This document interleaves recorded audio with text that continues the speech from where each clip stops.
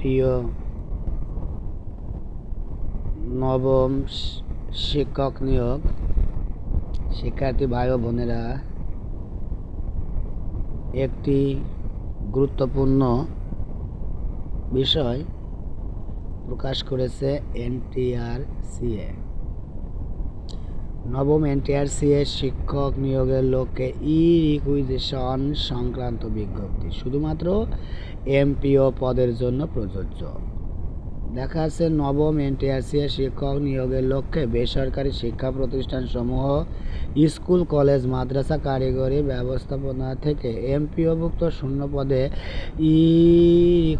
Requisition সংগ্রহের কার্যক্রম গ্রহণ করা হয়েছে। শূন্য পদের সময়সীমা 31শে মার্চ 2026 তারিখ পর্যন্ত।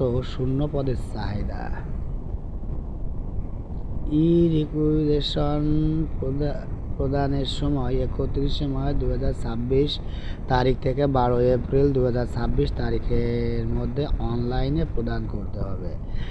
রিকুইজিশন প্রদানের পর পরবর্তী 24 ঘন্টার মধ্যে ফি বাবদ 200 টাকা জমা প্রদান করতে হবে। এনটিআরসিএ তে এই নিবন্ধনকৃত সকল শিক্ষা প্রতিষ্ঠানকে অনলাইনে চাহিদা প্রদান করতে হবে। পূর্বে জারিকৃত কোনো নিয়োগ বিজ্ঞপ্তি আওতা প্রদান অনলাইন চাহিদা কোনোভাবেই বহাল থাকবে না। অফলাইন হার্ড কপিতে অথবা ইমেইলে কোনো চাহিদা গ্রহণযোগ্য হবে না। এনটিআরসিএ এই আইন 2005 ও পরিপত্র অনুসারে এমপিওভুক্ত শূন্য পদের ক্ষেত্রে রিকুইজিশন করা বাধ্যতামূলক। অন্যথায় প্রতিষ্ঠান প্রদান বা প্রতিষ্ঠানের এমপিও বাতিলকরণ সহ আইনানুগ ব্যবস্থা গ্রহণ করা হবে। তার মানে আমরা বুঝতে পারলাম, নবম শিক্ষক নিয়োগ বিজ্ঞপ্তি অতি শীঘ্রই, বিশেষ করে সম্ভবত 20 এপ্রিলের পর থেকে 30 এপ্রিলে, মানে এপ্রিল মাসের শেষ দিকে, এই মধ্যে যে কোনো সময় 19তম বা নবম শিক্ষক নিয়োগ বিজ্ঞপ্তি প্রকাশিত হবে। তাই আপনারা যেখানে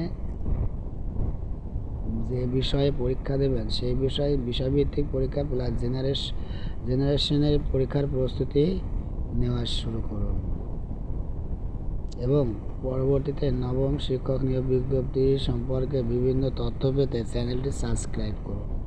ধন্যবাদ।